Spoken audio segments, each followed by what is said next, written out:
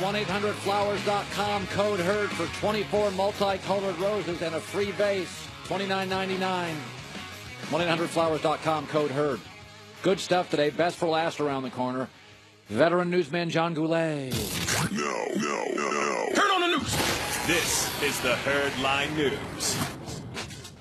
So, Colin, the Oklahoma City Thunder say that forward Paul George had his left knee scoped.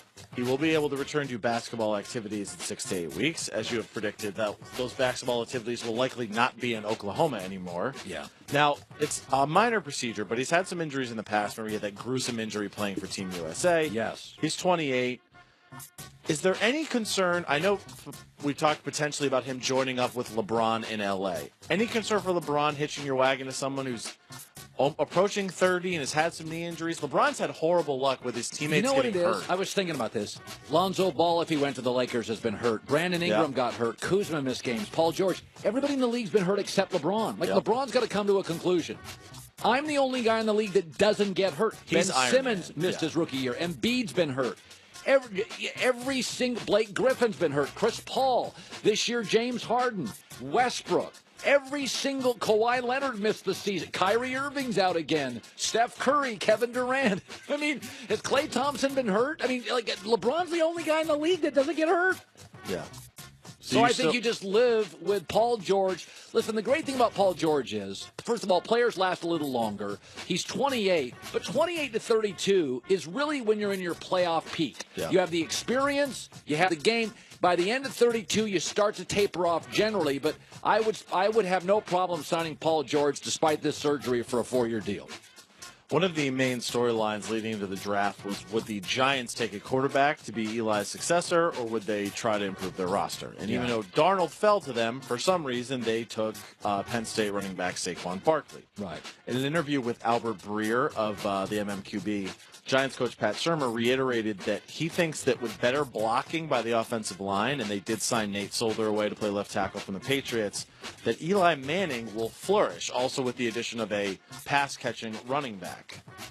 Do you think he has another good year in him if they can block better for him? This really is. Look what Sean McVay did to Jared Goff. Okay, this really is a coaching story. They've upgraded Nate Solder at left tackle. That's key. They've massively upgraded at running back. They actually upgraded at guard. Many believe their second pick was the steal of the second round. And Odell Beckham will come back and return healthy. Sure. There is no question their defense is good enough to be a playoff team. If you add Barkley, Nate Solder, and by the way, they have a young tight end who I think, again, is great pass catcher. Yeah. Great pass catcher. Odell's back. This is a team that I do believe still has another draft to be a Super Bowl winning team. So they've got, but they're not rebuilding like San Francisco. They're rebuilding more like, who's rebuilding but is okay? I don't even have an example. They're not a totally rebuilding team. They're not. Indianapolis still has a roster to rebuild after Andrew Luck and their O-line. I think the Giants and Pat Shurmur we'll be talking about them in Week 13 as a team that is in a playoff contention wild card spot. They were 11-5 and in the playoffs 2 years ago. Yeah, Shurmur's an elite play caller. Eli's got a better left tackle, a better running back, better offensive line, and Odell's back. Speaking of Indianapolis, and thank you for that transition, one of the storylines of last year was Andrew Luck's health. Yeah. He did not play at all last season with a bad shoulder. There was all kinds of speculation about when he's coming back. I know your theory was they were going to hold him out no matter what. Right. To be his lost season.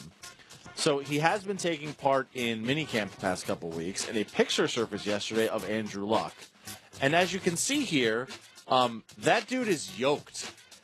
Look how big he is. He is huge. Holy God. He's apparently just eating Wheaties and protein for the last year. He's listed 6'4", 240. Good I don't Lord. know if it's that he can't throw because his shoulder's hurt or he has too much pec muscle to actually do a throwing motion. Do you think Luck healthy and bounces back this year? Yeah, I do. And I'll tell you this. The Colts got a little heat because they didn't, with their first pick, address what people wanted into their defense. They no longer have a bad O-line. In fact, it's an above-average O-line. They've always liked their left tackle, and they drafted a center out of Alabama 2 years ago, Kelly, who got hurt last year. Yep. They went with two guards. One of them, Quentin Nelson, will be a high-end starter.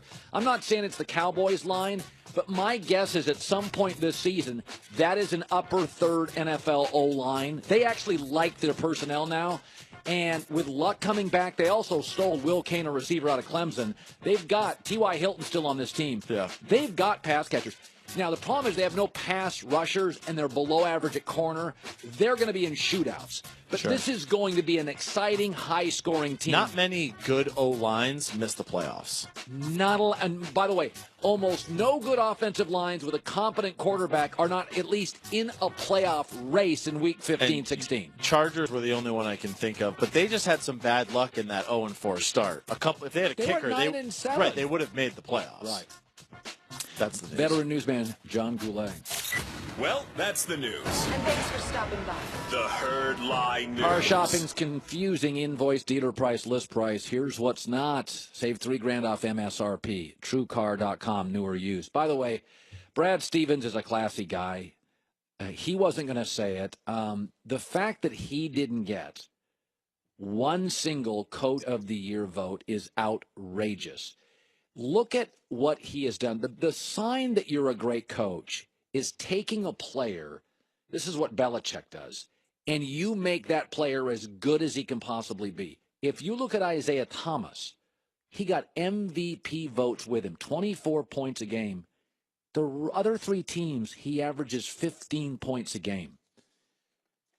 Every player that plays for Brad Stevens is the best that player is. I can go from Marquise Morris, Jay Crowder, Kyrie Irving, Avery Bradley. The fact that he didn't get a vote, to me, is the opposite of age bias. Marcus Morris, with him, I mean, look at the numbers. He is a better player across the board. For our radio listeners, it's the difference between, averaging 14 and 10. It's the difference between becoming a 37% shooter from three from being a guy you don't want shooting three-pointers. Go up and down the line with players.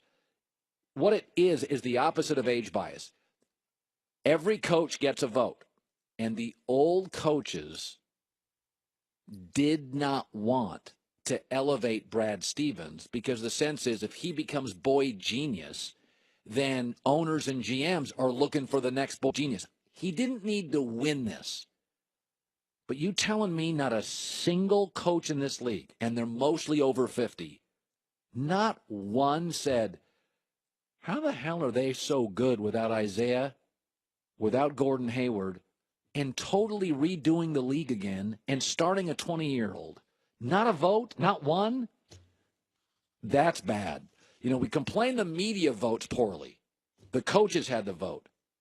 Absolutely butchered it. Here's what Isaiah Thomas said on Twitter. No way in hell Brad Stevens doesn't win Coach of the Year. No disrespect to the other guys. He's by far the best coach in the NBA. At least when I watch situational basketball out of timeouts, he steals 8 to 10 points a game. That's embarrassing. That vote by the coaches. Not a vote. Didn't have to get 20. Not a vote. Brutal. Coming up next, my favorite segment, Best for Last, right around the corner. Guys, Mother's Day, Sunday, May 13th. Don't screw around. This offer I'm giving you now ends today. Sherry's Berries, $19.99, plus shipping and handling. A beautiful box of juicy strawberries for $19.99. You pick the delivery date. You get massive, fresh, juicy strawberries dipped in dark chocolate, white chocolate, milk chocolate, then topped with chocolate chips, chopped nuts. This ends today. Now, for $10 more, you can double the berries, which is a bonus. So you could be $29.99 in plus shipping and handling and get a couple dozen berries. Go to berries.com, code HERD, BERRIES.com, code HERD, berries.com, code HERD. You pick the date, offer ends today. They do the rest. I've been eating these for years. They are fantastic. Best for last, next.